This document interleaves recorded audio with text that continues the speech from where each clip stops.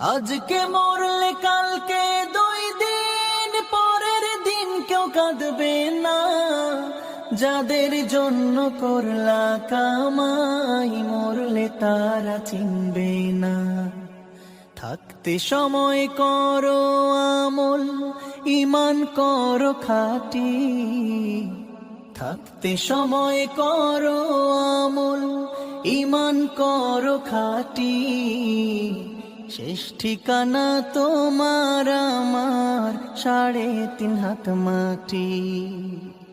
শেষ ঠিকানা তোমার আমার 3.5 হাত মাটি। হো